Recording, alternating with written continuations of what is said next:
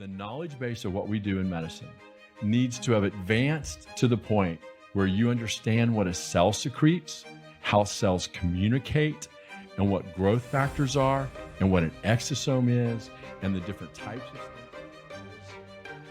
things. The medical industry as a whole, and in particular, I think Big Pharma, realized very early on that cell therapy was the way the human body works, and they had to get ahead of the narrative before the science of using your cells to help you heal got kind of out of control.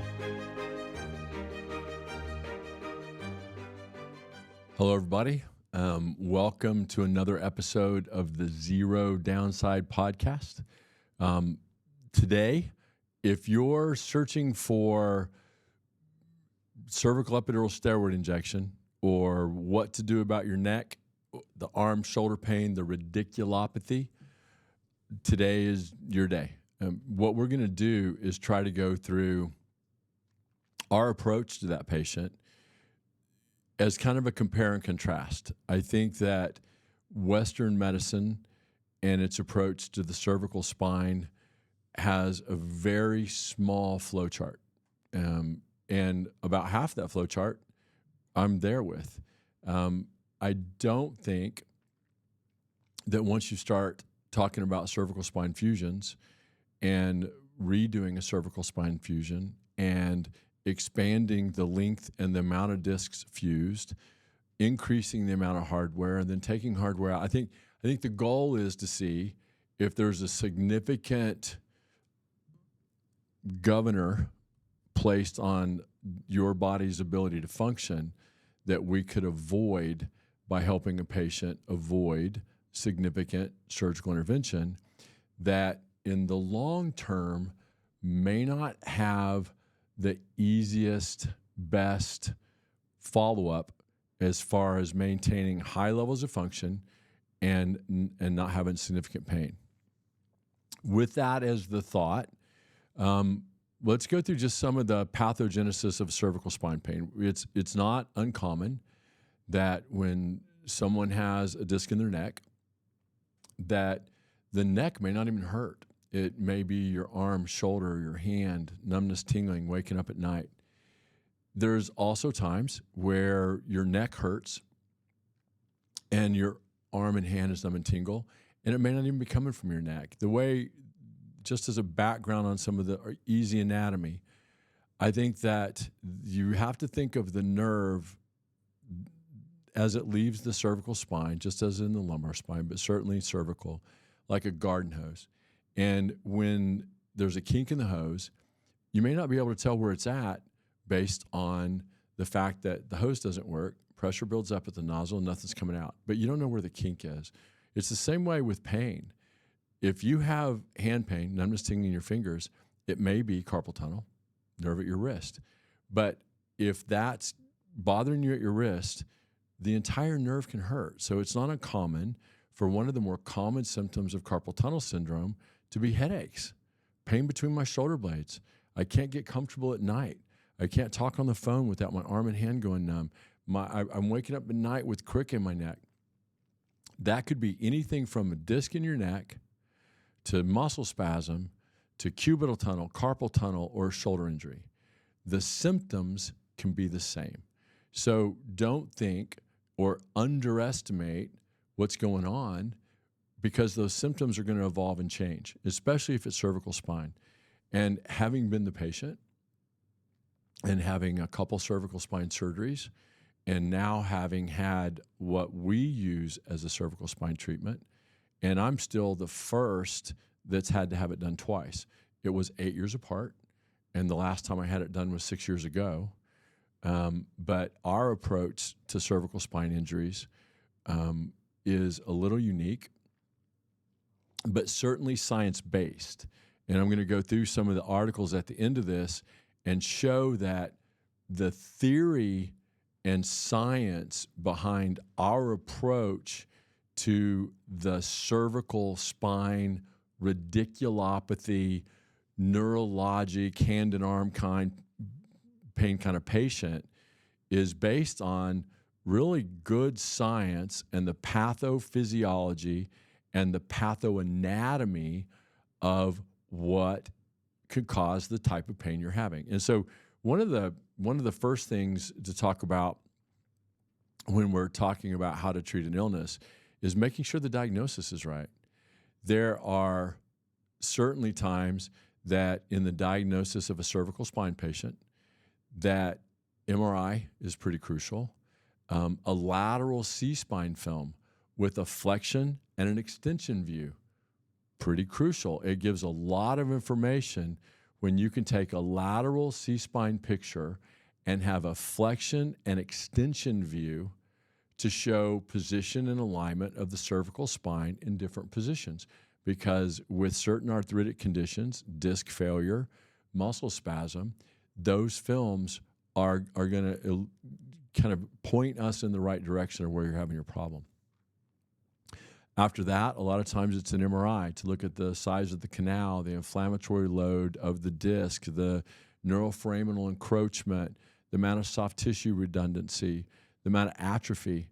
But for the most part, the workup of someone with a lot of arm and hand pain, numbness, tingling. Remember the word radiculopathy is Latin for nerve. So when someone has arm and hand pain, carpal tunnel symptom is radiculopathy-like. It's neurologic, numbness, tingling, waking up at night, these three fingers. Cubital tunnel, these two fingers. Nerve at your elbows, cubital. Nerve at your wrist is carpal. The ulnar nerve at your wrist is Guillen's canal. So there's a lot of different nerve impingements that because the impingement's distal, it could still cause proximal symptoms. One of the more common symptoms of a cervical disc, if it's the disc causing your arm and hand pain and the neck pain that you're having, is burning trigger points on the inside of your shoulder blade. If your disc, depending on the most common cervical discs that cause a problem that lead to operative intervention, cervical epidural steroids, physical therapy, long-term pain, is the disc at 4-5, 5-6, and 6-7. Diagnostically, they all represent as pain in a little different area, but early on in the evolution of the symptoms, you may not have read the book. Like, a lot of carpal tunnel patients come and say, well, my hand doesn't really get numb and tingle. I have headaches. It hurts from my shoulder blades. You do the nerve study, or you do a physical exam. You put your finger on the nerve, tweak it. There's ways to examine that patient and tell the difference between carpal tunnel or a cervical spine. And you do the physical exam, and then you start talking to the patient. Well, do you ever wake up at night shaking your hand? Yeah, you do. So those symptoms just may not be the primary thing that's bothering you, but it's still part of your diagnosis. So the most important part of this whole thing is just make sure you have your diagnosis right. Because a lot of arm and hand pain, neck pain, any spine pain, it can be really multifactorial. So number one, the reason that I feel like our treatment protocols have been so successful is because I make sure we get the diagnosis right, or certainly work really hard on trying to rule out as many of the outside things that could cause your symptoms that could be easy to treat before we become too invasive on treating something that we're not even sure is really the source of the problem. So that's first. After that, so say now we've delineated you have a cervical disc, you have radiculitis, you have numbness, tingling, you have pain into your arm. If you have a 6-7 disc, it hurts into your triceps, the back of your arm. When I had mine, I would literally be talking to a patient with my hand behind my arm and trying to focus, but pushing on the muscle because it felt better with my arm hanging down. And the patient would say, is your arm okay? I'd be like, oh, I'm sorry. But that pain, it can be so vague and so constant, it was difficult to focus through. The traditional approach to that after the MRI, so the MRI shows you have a herniated disc. Pretty quickly, Western medicine gets to the point of surgery. And I will tell you, as a young orthopedic resident, one of the more gratifying surgeries to perform, because the results seem so instantaneous, and the short-term follow-up, which is all I was doing as a resident, because you're only with certain guys for certain periods of time and you move on to the next service, was an anterior cervical discectomy infusion, or an ACDF, or what we used to call Smith-Robinson, because you would just open up the neck, jack those two vertebrae up, put a little bone plug in, put a little plate on it, and those patients would wake up and recover and go, oh my gosh, all my arm pain's gone. It's really gratifying. Having been through the amount of neck pain as a patient that I went through, and having 2 cervical disc procedures, and not really getting that type of pain-free follow-up, and still end up with a significant amount of weakness and radiculopathy and arm pain. Not necessarily as enamored with that surgical approach as when you're a 20-something-year-old resident seeing a patient in recovery room in the first few weeks after follow-up and looking at how much better they seemed to be than they were before that surgery. And fast forward, being in private practice for 30 years and managing a lot of these patients post-operatively, including myself, I became much less enamored with the more invasive procedures unless it gets to the point where nothing else works. If it's to the point where nothing else works, do I think there's a reason to just decide to hurt all the time, have a numb, tingly arm, stop working, and not have surgery? No, that's not what I'm advocating for. I'm a surgeon. I firmly believe that for the most part, most of the procedures performed by an orthopedic surgeon or a neurosurgeon or a spine surgeon are with the thought that they're going to make you better. Like, I don't think anyone walks into the OR thinking that, okay, well, I'm going to operate on you 3 times over the next 10 years and you're still going to hurt. That's what happened to me, and that's what happens to a lot of people. But I don't think that was the intent. I think it's the outcome. And what we're going to talk about today is, what are the other approaches? I think that physical therapy, a little traction, there's several little traction devices we recommend in the office all the time, because a little bit of cervical traction, certain therapy, there's one stretch we talk about called a bullfrog stretch, where you pull your neck straight back. And I tell people I'm a special kind of moron when it comes to self-care. So I have to actually touch my chin and my neck to do it. But you try to, like the walk like Egyptian side to side thing, you try to do that front to back. And what you want to do is touch your chin and kind of pull back, get it as far back as you can go, hold it for about 10 seconds, and then relax and do that 10 times. That cervical extension stretch kind of helps reset the facets, the muscle mass, the spasm. It can work so well, so fast, it can almost be like a party trick. You start getting bound up, you're having pain, cervical extension stretches, and I do it in the shower still, but I'll have to touch my chin to do it to get a little bit more feedback. If it starts hurting into your jaw when you do it, all you have to do is turn your head up just a little more or down just a little more. For the most part, just try to do translation. But if it causes a little TMJ or you're having some jaw pain, which it can, all you have to do is change the position of your head by looking up or down just a little. That, anti-inflammatories, a little bit of therapy, a little bit of traction is kind of the mainstay of the beginning phases of cervical spine pain, even if it has radicular component. Doing extension stretches, doing traction, taking an anti-inflammatory, maybe even a little bit of muscle relaxer at night if you're waking up so tight that you can't hardly move. Maybe changing your pillows, maybe changing the position you sleep. Maybe some anti-inflammatory peptides. Maybe look at where you're at nutritionally from an inflammatory load. There's a lot of things that can help. Now, that's failed. We're on to the next step. What's going to come along really quick is cervical epidural steroid injections. And what we would do is, number one, just a regular midline epidural for cervical spine pain has not been shown long-term to be the most efficacious of treatments. And it's not FDA approved. The FDA's last guidance letter about this was like 2014, then again in 18. But it's not one of those FDA recommended approved procedures for steroid injections around cervical nerve root. It's still really commonly done. And I'm pretty sure that most of the physicians doing it think it's part of the FDA approved process. It's just not. Number one is because a transforaminal epidural steroid is the only way to do it that's really had any decent results long term. A midline cervical epidural, which is really safe, but not very efficacious. The transforaminal, much more specific. I have 6-7 nerve root pain on the right. Do a transforaminal injection at 6-7 nerve root on the right. Those procedures done with lower particulate steroids can be safe, but they've also had the complications of stroking out a nerve root.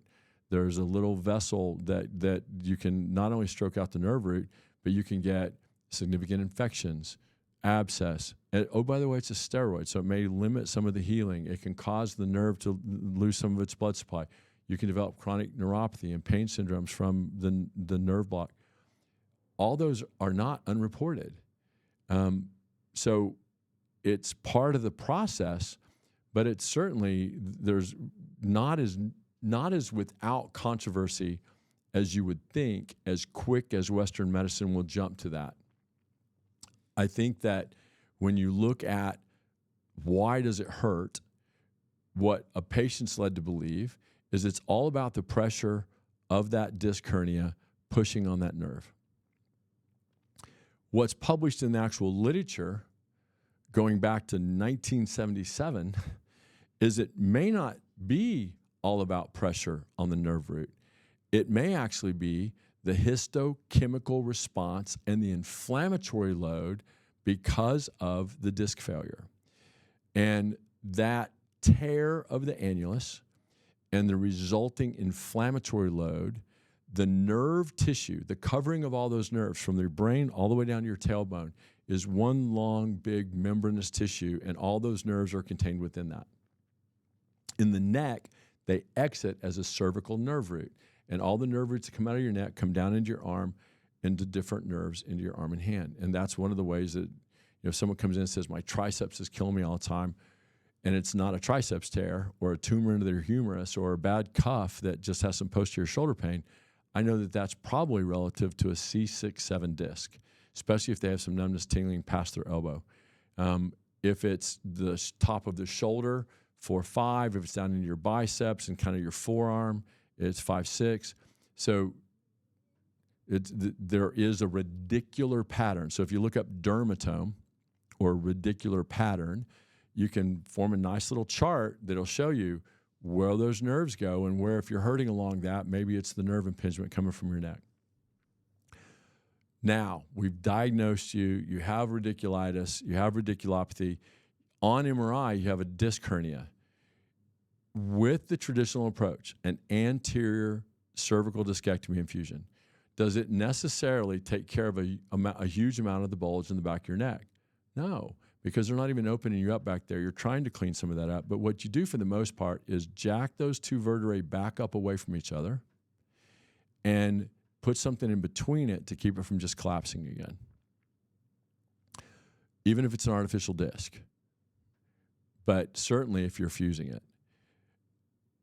That process, because it's now those two vertebrae aren't squishing together and what's between it kind of mushrooming it out against the canal of the nerve, that can take care of some of those impingements. So it's not uncommon to wake up after that surgery and be substantially better. Does that last forever? Well, maybe not, right? Because what happens and what's published is a significant rate of adjacent level failure. So you have 4-5 fused, and now you've taken away the segmental motion that was put there for a reason. There's a reason we don't just have one long vertebrae in your neck, because you need some segmental motion and some ability to twist and turn. And if you've altered the biomechanics of that by fusing two of those discs together, it makes a lot of sense that now you've increased the amount of pressure on the disc above and below that. When you do that, there's a fairly significant, greater than 20% in the first 5 years, of evidence of adjacent level failure after a fusion. So a lot of times when someone's talking about having neck surgery, they're not talking about having one. You're talking about over the next 10 years, 2 or more commonly, especially if you're talking about fusing more than one level at a time. And what's published on that is 2-level disc fusion, the fusion rate on both those, which is the only thing when you're talking about cervical spine success of surgery. A lot of times when you look at the literature, they're defining the surgery as successful is if the fusion looks solid. It may not be relative to the patient's pain response or weakness in the arm at all. Did the fusion heal? If the fusion healed, surgeons pat himself on the back. Look, we got the fusion to heal. My fusion rate's 100%. Does that mean you don't hurt anymore? Maybe not, right? But you can still have the amount of arm pain, neck pain, headaches that you had. Certainly, they can come back as a disc above or below begins to fail. A 2-level fusion, both discs are still likely to heal and fuse, but the long-term outcome study on a 3rd disc going bad is really high.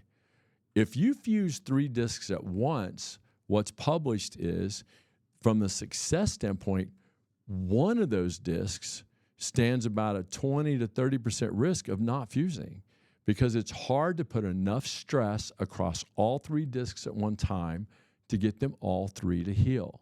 So it's not uncommon to plan on some fine-tuning surgeries later, even if it's repositioning hardware, putting a plate in. And remember, if you're having cervical spine surgery or lumbar surgery with plates and screws, one of the first things that's going to happen when you don't feel better and still have pain is you start blaming it on some of the hardware.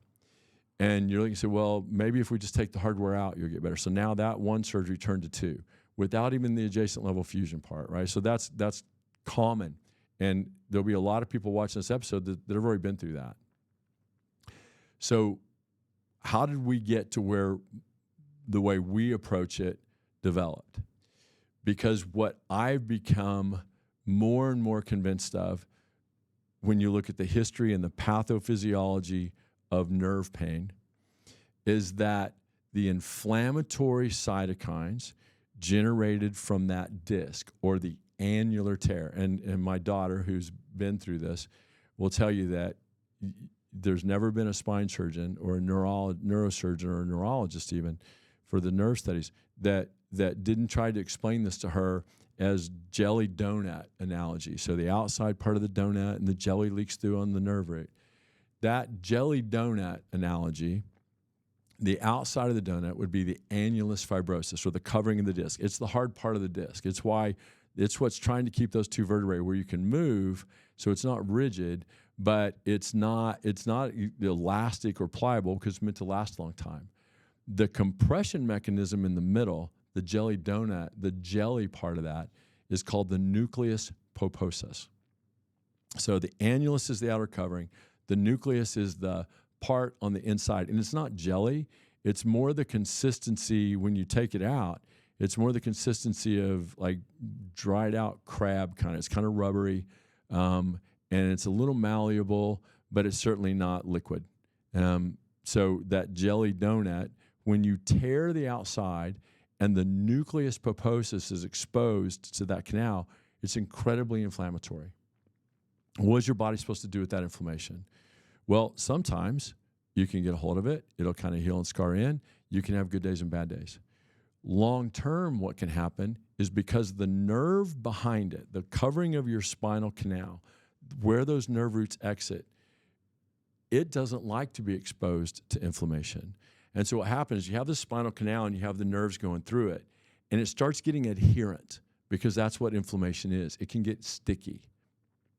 So when the nerve is sticky in that canal and you can't stretch without it hurting, and the nerve starts to cause pain with even simple motions or sleeping wrong, a cough, a sneeze, anything that is upsetting the apple cart on that adhesive barrier, there's not a lot of great ways to break those adhesions loose.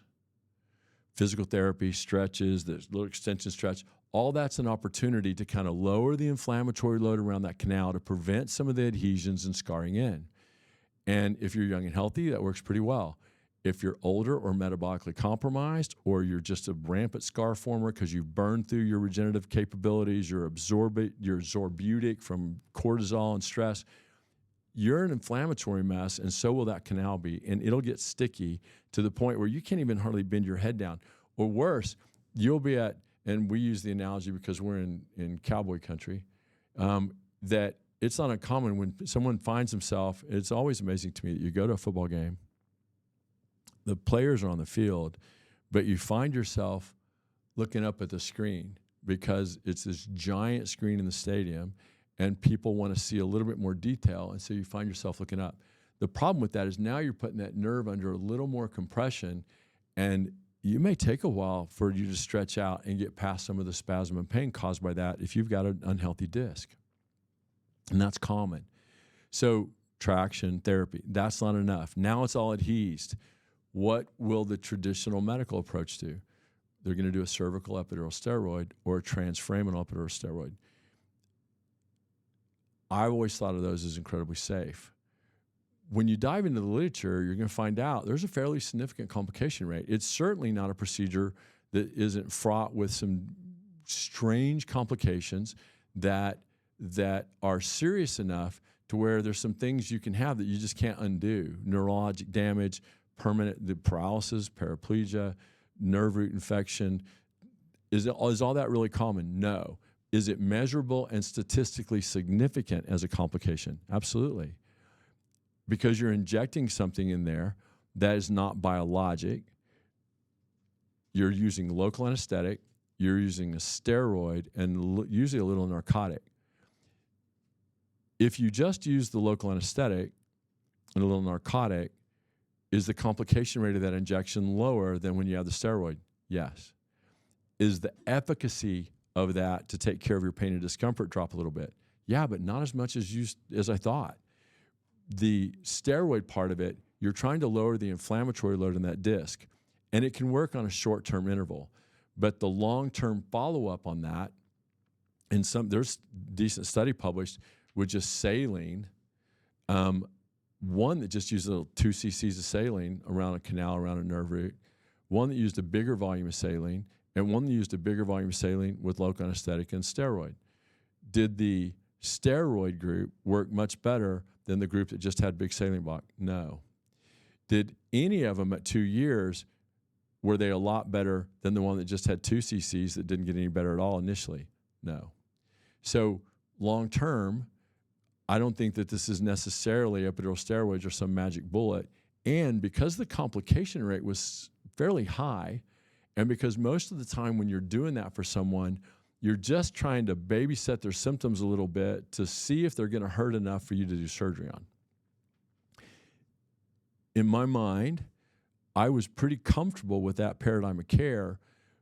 So when we started doing bone marrow aspirate cells to help surgical lesions heal better and faster, and anyone that's been our patient for a long period of time will tell you 10, 15 years ago, I would have said that there's no benefit of cells in the neck, because from a pathophysiology standpoint, I hadn't gotten to the point where I think that relieving the inflammatory load around the meninges or the covering of the nerve was as important as I do now.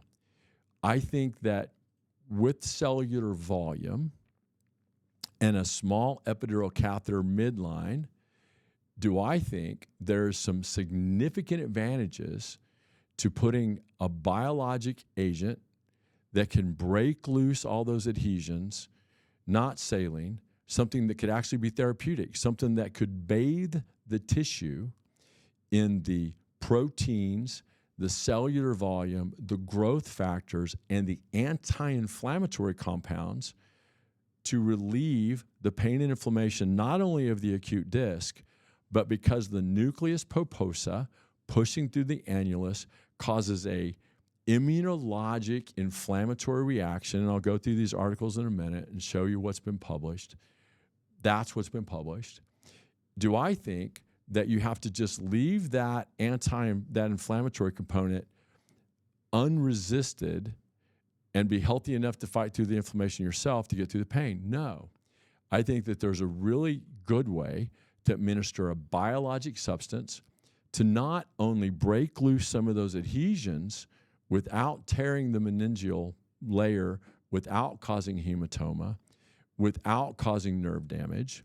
Because if you put a steroid in there and you tear it, now you have a torn meningeal layer.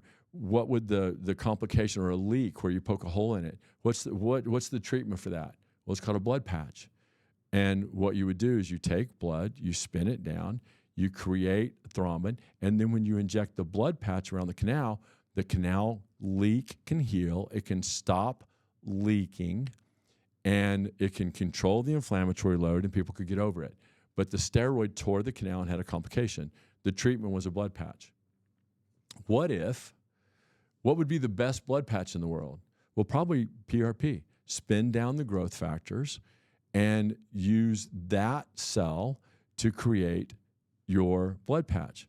Okay, so now we're not talking about a blood patch, but I want something biologic in the canal that could break loose those adhesions, not cause a tear, not cause any stroke to the nerve root, because a high particulate insoluble steroid solutions can cause a stroke to the nerve root by clogging up that little vessel. There's already of Adamowitz. It's got a very small hole. It can be perforated by steroids. It's not an unheard of complication, and it's way more common than I thought. So transforaminal epidural steroids, can it break loose some of the scarring? Yes. Can it keep the scarring from coming right back? No, because the metabolic activity of the steroid is to lower the inflammatory load, but it doesn't necessarily get you far enough out to that where it's going to heal. It might.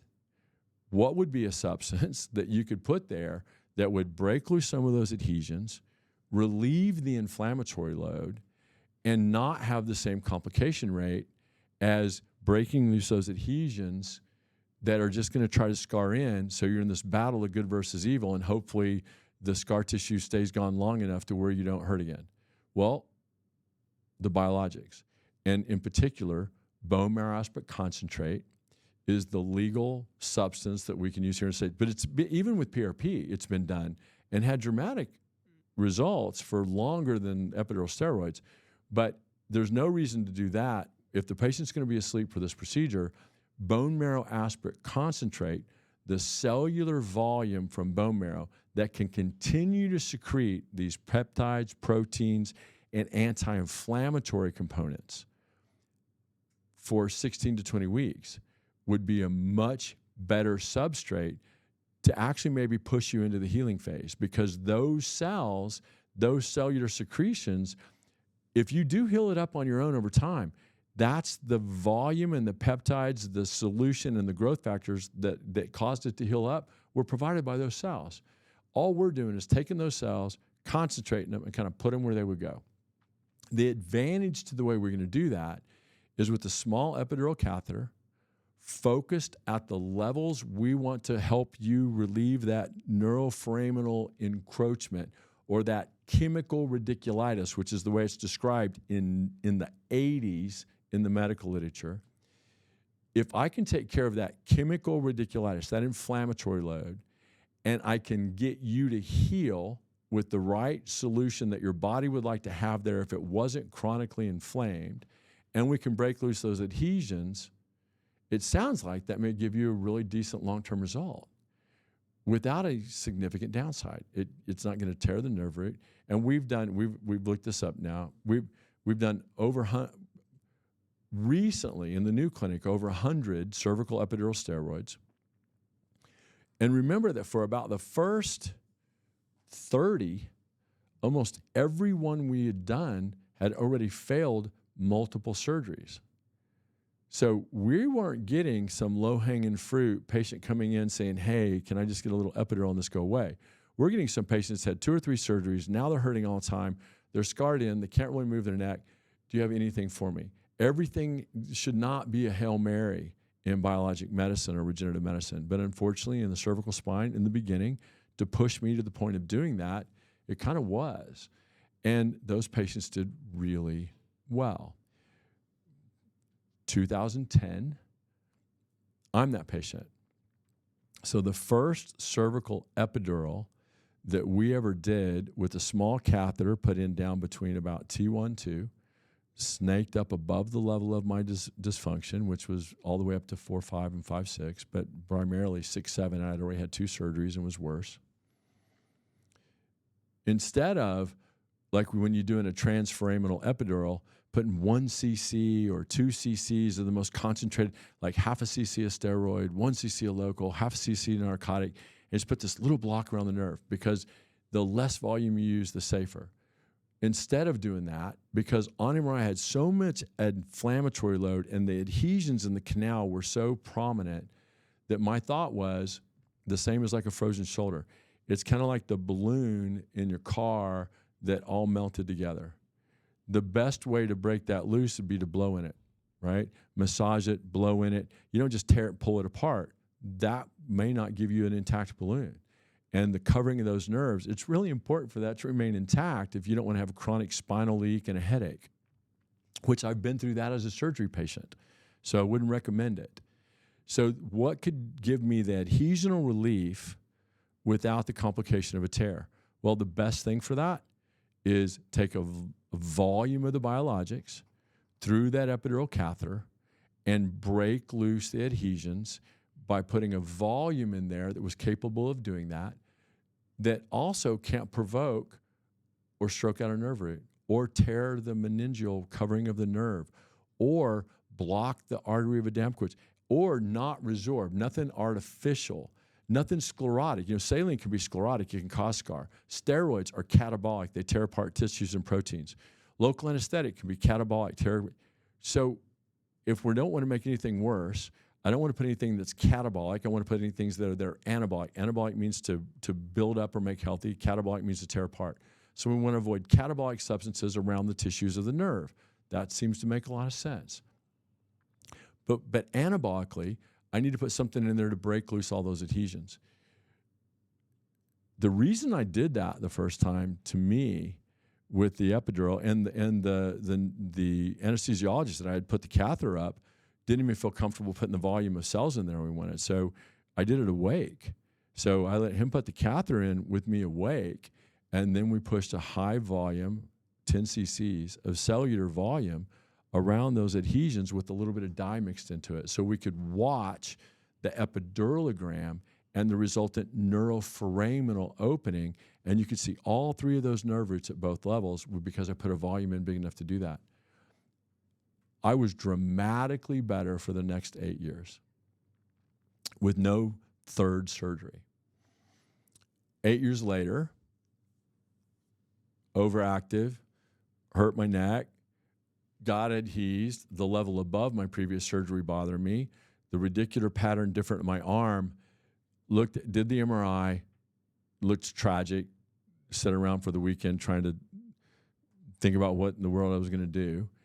And instead of getting the most aggressive thing, which was a 2-level fusion that would have resulted in a 3-level fusion because 4 or 5 looked bad too, I did the same thing again. We put the epidural catheter up, did a large volume of cellular volume, did the dye, broke everything loose.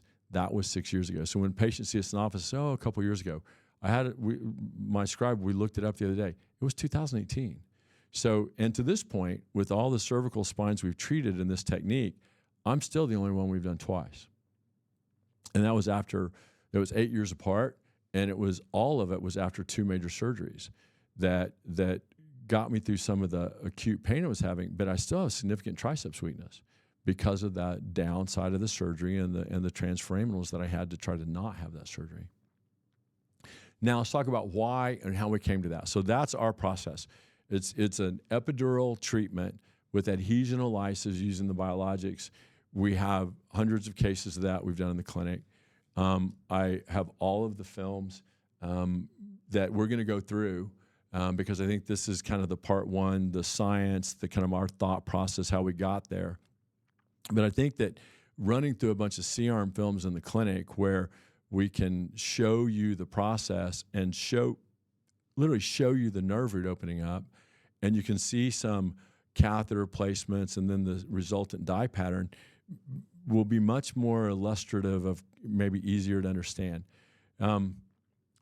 So let's take a quick look as well, Dr. McKenna, like it's about the pressure of the disc on that nerve, and if it's not going to make the disc go away, then I have to have it done. That's not what's published, right? There are great studies showing that if you have a huge disc hernia and you don't have weakness, the patients that have surgery aren't doing any better at 2 years than the patients that didn't. So if you can get through this without weakness, that's the one advantage to the cervical epidural, is if you can kind of get people over some of the pain, numbness, and weakness down the arm, maybe you can avoid this long enough where at 2-year follow-up, that disc, the hernia won't go away, but everything kind of gets less inflamed, kind of scars in a little bit. Now, is it easy to hurt it again? Yeah. But did it limit your ability to heal because now you've had surgery and stripped all the blood supply off everything? No. It's not about the size of the disc hernia. It's about the inflammatory load placed on that by the tear and the nucleus pulposus and the adhesions and the inflammatory load. That's the reason with meningitis. One of the symptoms of meningitis is the canal is so inflamed that you go to tilt your head down and it can hurt all the way down in your legs. Why is that? Why does my neck have to do with my leg and my feet? Because it's one layer of covering the nerve. And if it's inflamed and adherent, any stretch of that can really exacerbate your pain. This is a low-level, one-level meningitis is the way I started thinking of it. Instead of an inflammatory load throughout the entire canal caused by bacteria, it's caused by pressure and a tear of the annulus and a resultant nucleus pulposus. And when you go through the literature, it's exactly what you see. In 1987, the inflammatory effect of the nucleus pulposus, a possible element in the pathogenesis of low back pain, the annular tear, right? Specifically about the neck. Immunogenic properties of nucleus pulposus and tear. Journal of Spine, 1995. The first one, Journal of Spine, 1987. My favorite one, because this is the foundational paper before I did this to myself because I needed to provide myself. If there's not a scientific, physiologic explanation for how the cells would work and take care of a problem, then cells aren't the answer. If growth factors and cellular health and the mechanical process of using a biologic to break some scar loose makes sense with the diagnosis, then we need to have the pathophysiology to back that up. Remarkably, 1977, Clinical Orthopedics and Related Research, chemical radiculitis, a clinical, physiologic, and immunologic study. You know what that shows? You didn't have the pain and weakness had nothing to do with the size of the disc. People with a small annular tear could have exactly the same amount of pain as people with a large chronic disc hernia. A lot of times, in the more acute patients and the more inflammatory load, had much more pain than people with chronic old disc scarring, that you would look at someone's canal and there's these huge disc hernias, they don't have much room, and the patients didn't have any pain. Again, in clinical practice for 30 years, what we saw all the time is someone will come in with a bad neck, it's all fused up, but they tweaked it, they're worried about it, but it kind of goes away. And you look at their neck, and you're like, oh my God, your neck has looked bad for a really long time. But their arm still works, they don't have pain, and they kind of get over it. Well, that means it's not about the size of the canal anymore in my mind, because there are plenty of people out there as a natural part of aging that have pretty significant degenerative changes and don't have a whole lot of pain.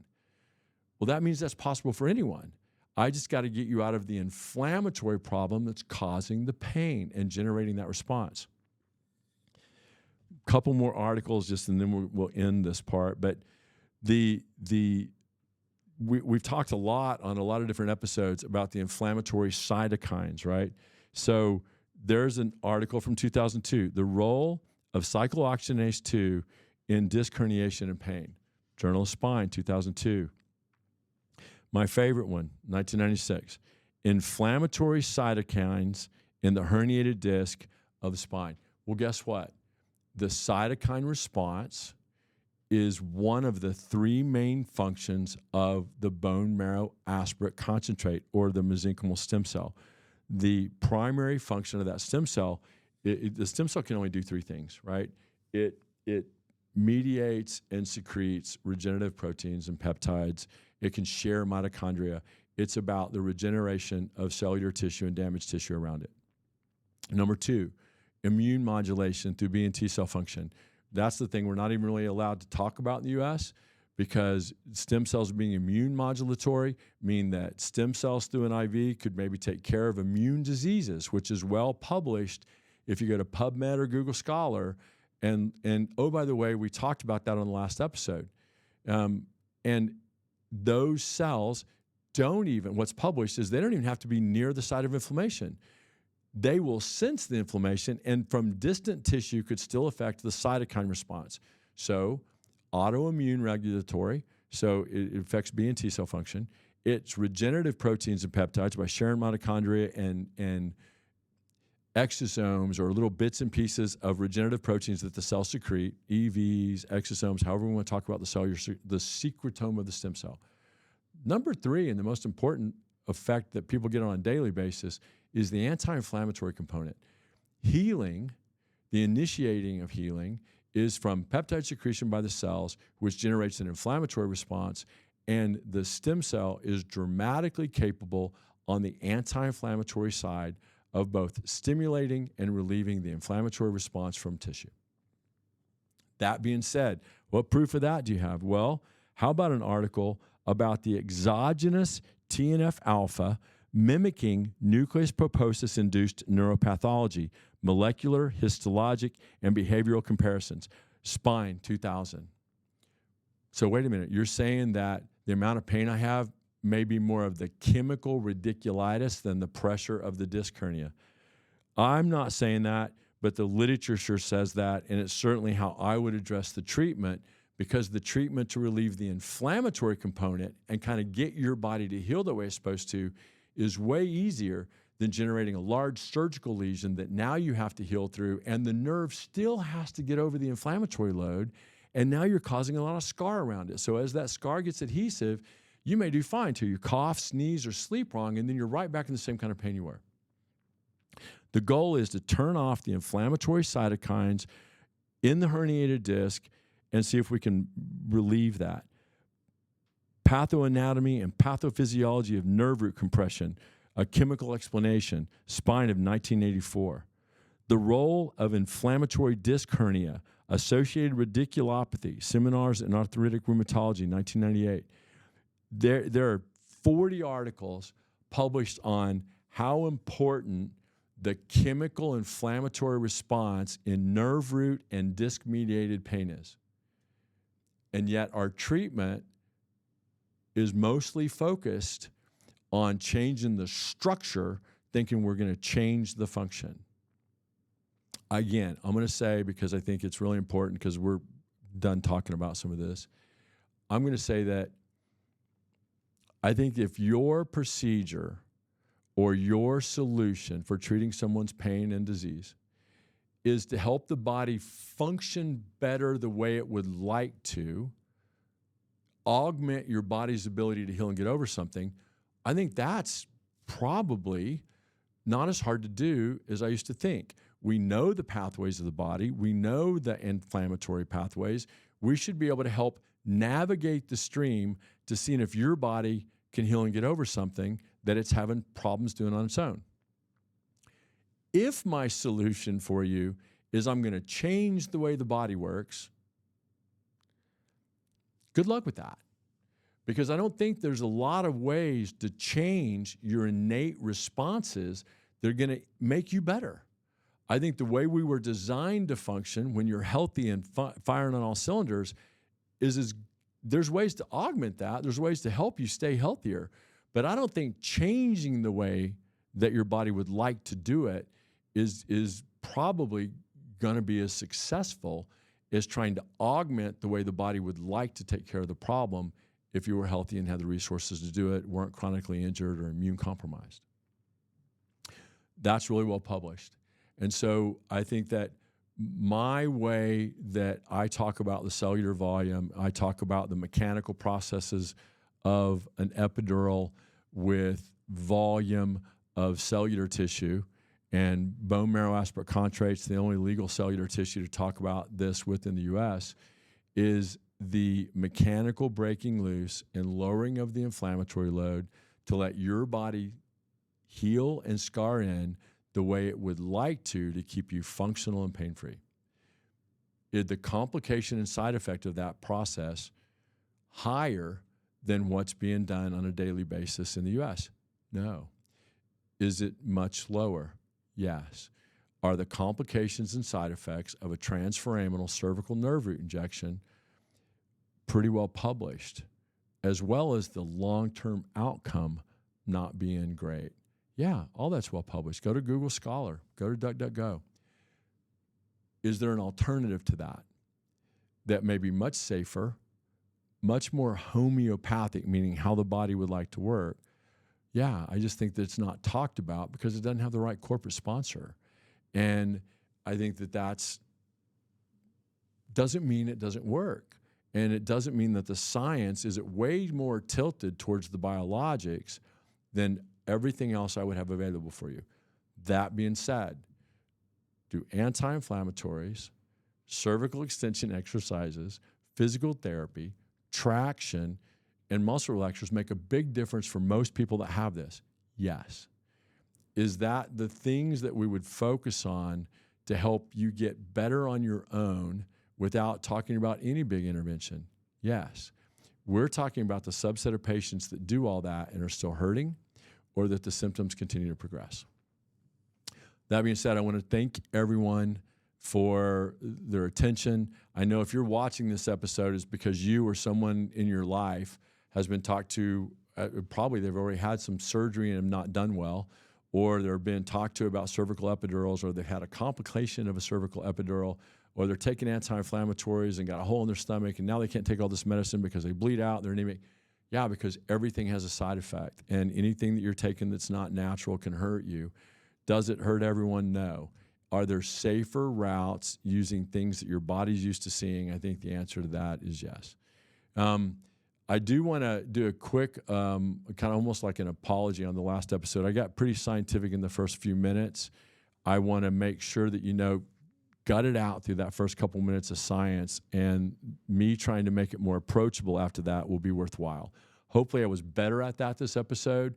Didn't dive down the chemical pathways of inflammation too much to bore you, but gave you kind of the layman interpretation of a lot of really technical articles. Thank you so much for your attention. If you like this episode and you want to keep us going and make us feel better about what we're doing, please like, subscribe, comment, subscribe to the channel, comment on an episode with any questions, and like it, and let us know that you're there watching, and we appreciate your attention. And again, I'm humbled by the care and love of our patients, and I will continue to say thank you for that. Thank you.